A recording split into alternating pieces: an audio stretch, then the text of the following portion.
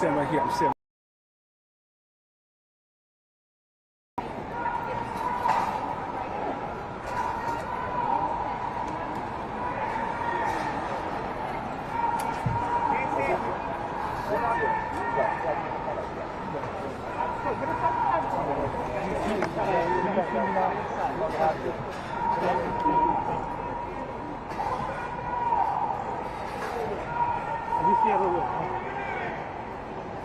Yeah.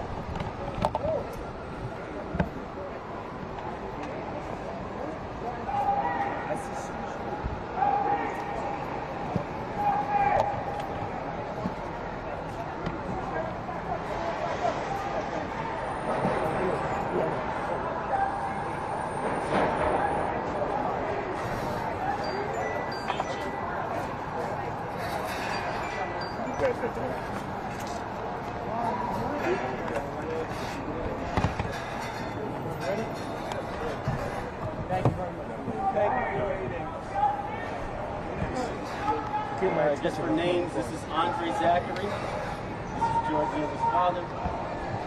This is Christopher. I'm Dante Mills. We're devastated, upset, angry, hurt. Over and over again, we keep coming to the system, asking the system to let us know that our lives have value. Jordan Neely was choked to death by someone who didn't care if people was telling him to stop. Last week, the jury they couldn't decide on the top charge, but they come back this week and they give up on us. The family's hurt. I promised this family that we would get justice. We're still going to do that. We're going to move forward with our suit. The district attorney did a good job, but the jury in this case let us down. So now here's what we have. We have a call to action. Because you have to do something with this anger and with this rage. Our call to action is to take care of each other. We can't rely on outside people. If we see someone asking for food, we have to take the responsibility to give it to them. If we see someone cold, to give them a coat. If we see someone going through something, to ask them if they're okay. That's how we help each other, because we can't rely on the system to do it for us. And clearly, if we get to this point, it's too late. We have to be there for each other, and that's our call to action. Everybody that's pissed off at this verdict, I challenge you to go outside today and help one person. That's my challenge. If you're angry, if you're hurt, go help one person. That's how we beat the system. That's how we turn this around, by being there for each other.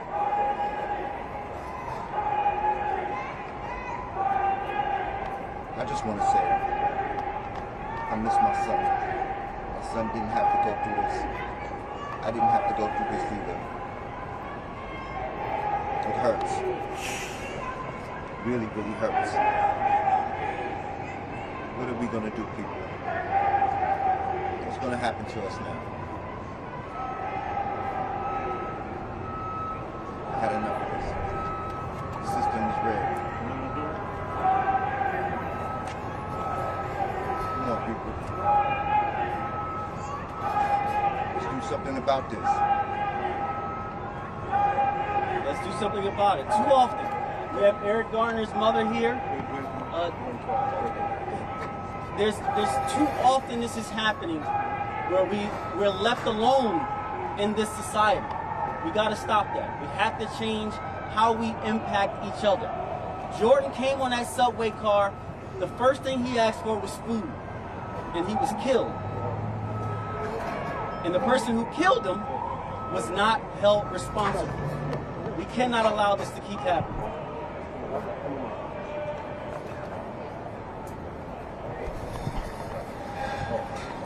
Looks like the police are attacking protesters.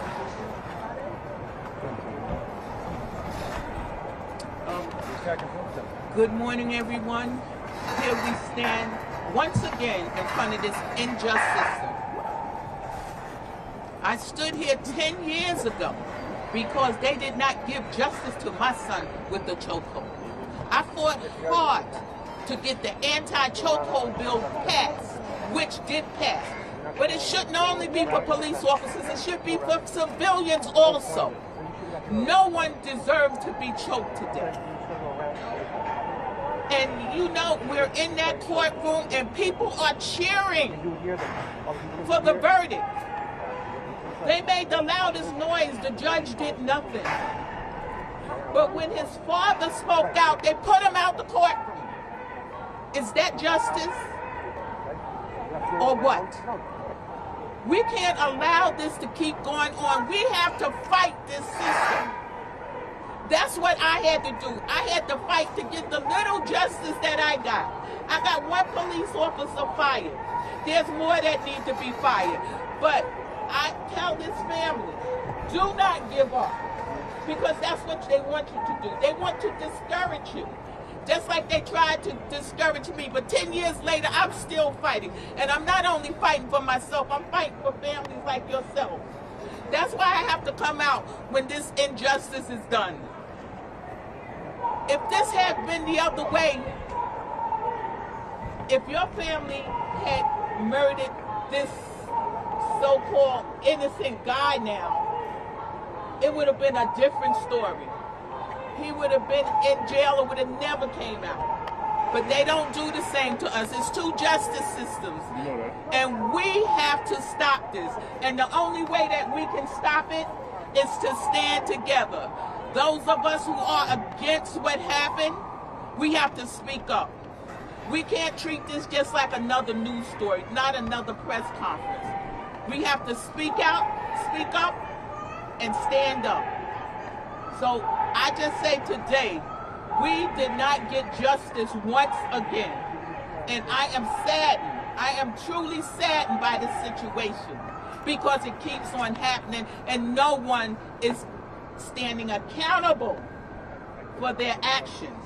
So that means that any civilian could get on the train if they feel threatened and they could choke someone out and they're going to get found not guilty, just like today. This sets a precedent.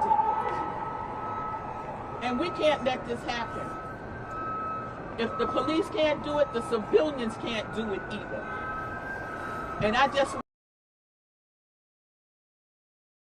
want you to stand with this family. This family needs you right now. Right on. I'm sorry to Dre. I'm sorry to Chris. I'm sorry that America has failed you.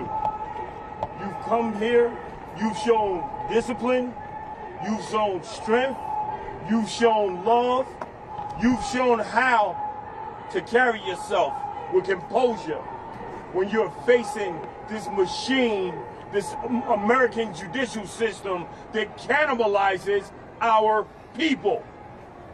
But I'm gonna tell you this, and I'm gonna say it loud and clear. Let the marchers march and let the steppers step. Let the marchers march and let the steppers step. You want to do something about this verdict? Then you go into your neighborhood and you promote black unity. Black people, we are all we have. This system protects every other group except for the very people that built this country. Say it. Every group that comes here gets privileges, gets benefits, except for the very people whose fingerprints are on the bricks that built this country. There is no love for black people.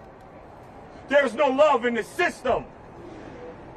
How can you make a moral appeal to a people that have no moral code?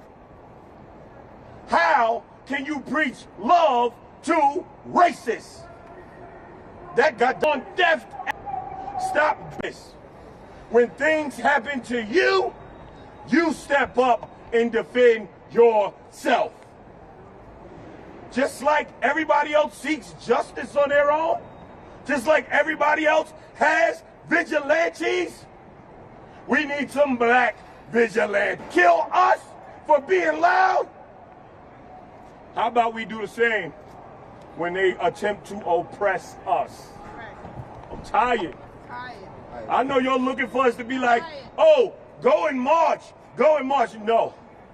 This weekend, I want you to hold a community event everywhere from the Bronx to Houston to Seattle to Florida. Black people hold community events and talk about what you need. And talk about how to fix your issues. If the black politicians come, don't let them in. If they come, do not let them come and take over your fight for justice. Why? Because out of all the black politicians who said something about this initially, none of them came to court. I'm sick of these people playing with our lives, our children's lives. Black people, if you are serious about yourselves, you'll take your education serious. You will open schools in your community. You will take your health serious and teach your people about health. You will take your self-defense serious. And you will defend yourselves in your communities. You want to take the information that's disseminated seriously? Then you will start your own media outlets. Because if America knew that Daniel Penny lied to the judges 5 times, lied to the cops 5 times, if they knew that all the people jumped off the train who were afraid within 30 seconds, and Daniel Penny choked them for 5.5 minutes, if they knew the truth, everybody would be on the side of justice except for the racists. The people who are happy that Jordan Neely is dead. Unify yourselves. We will be putting out information on how to unify yourselves, but this ain't about us. This is about justice. So there'll be no more Eric Garners. So there'll be no more Jordan Neelys. So we will be a united front and a community. America will never save black people. Politicians will never save black people. Only black people will save black people. Hawk Newsom, H-A-W-K-N-E-W-S-O-M-E. Shavonna Newsom, C-H-I-V-O-N-A-N-E-W-S-O-M-E. I'm the co-founder of Black Lives Matter Greater New York. And I'm a devout Christian. And in my Bible, thou shalt not kill. In the Torah, thou shalt not kill. In Buddhism, in Hinduism, thou shalt not kill a living thing. But America has no moral code. America has no soul. Our bloods have paved the streets of this nation since its inception. It was foolish of us to think that a black man would get justice in the system designed to keep him oppressed. My heart bleeds for the Neely family. My heart bleeds for his father, who sat in front of me every single day and prayed for justice for his son.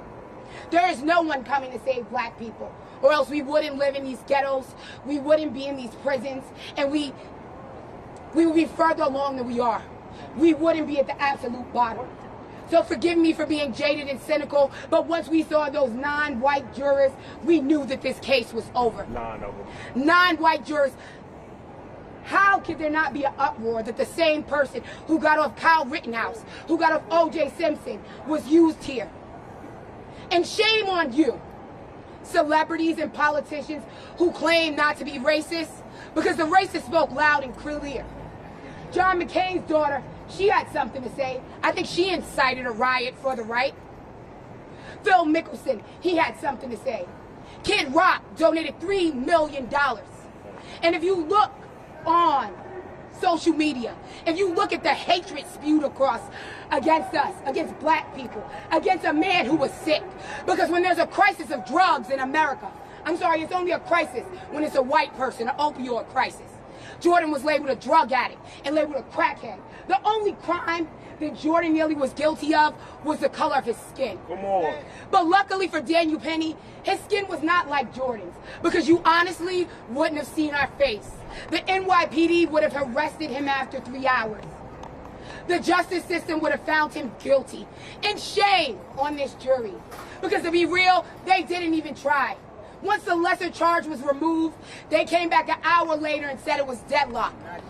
Less than an hour and 20 minutes later, they said not guilty. These wonderful white people, I hope they celebrate their Christmas while the Neely family is praying and asking God for comfort. God damn them and God damn America.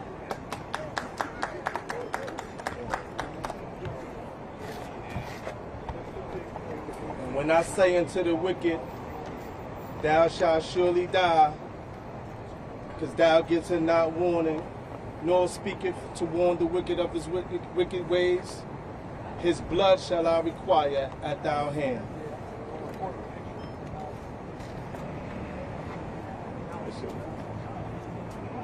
Thank you, everybody. Mr. Zachary. My name is Rev. Ron McHenry. I'm with the National Action Network. We are outraged by this verdict that we've heard today. We understand that Daniel Penny jumped on the train and choked out Jordan Neely. We understand that he was homeless. We understand that he cried out for food. But if we allow for regular citizens to choke out anybody on the train just because they feel uncomfortable, then what sort of precedent are we setting for the rest of America? We cannot allow for people to be lynched in this age. We cannot allow for an era of injustice to continue. Even though this verdict did not go the way we wanted, we will continue to mobilize, we will continue to fight in the way Dr. King fought, in a non-violent way. So we urge everyone that is listening to mobilize, to galvanize together, because the fight is not yet finished for justice. Someone argued in the courtroom that no justice, no peace is a threatening chant. Dr. King said this, that tension is not, that peace is not merely the absence of tension, but the presence of justice.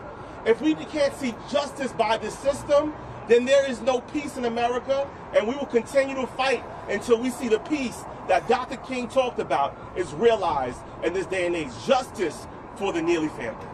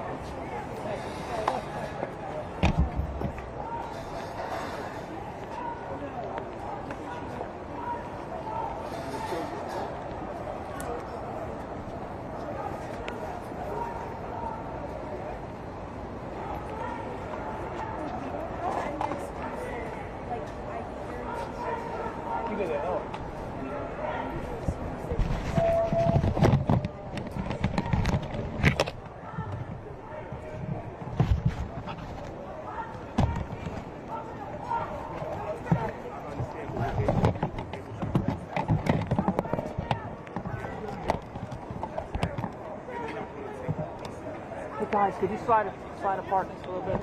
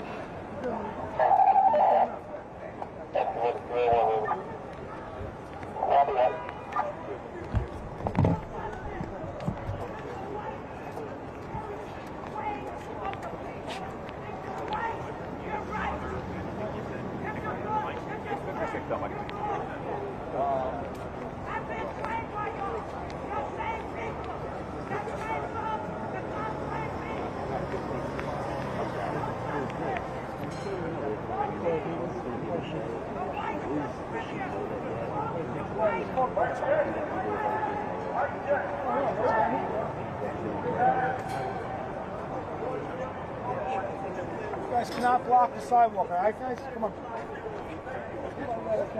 Hang me up.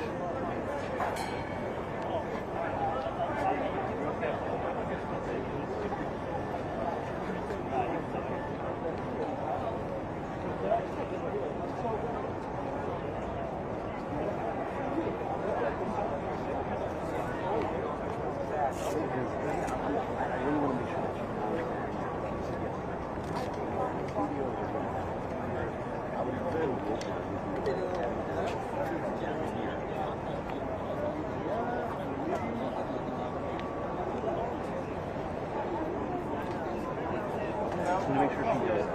So I haven't seen her, so I'm just imagining.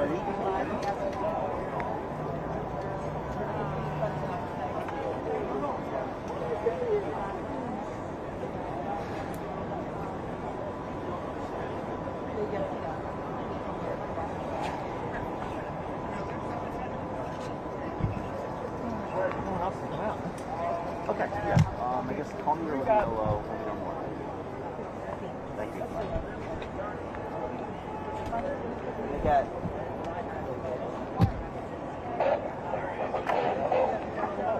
They got.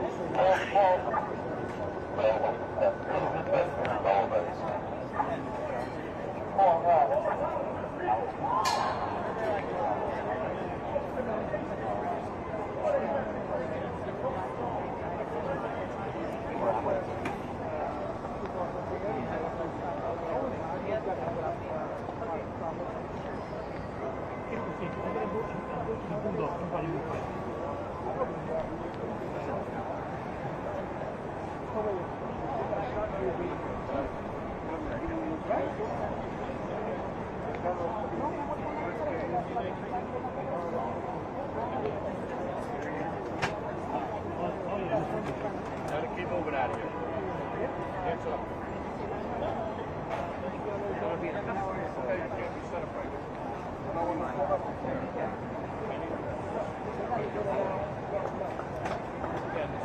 The order, please.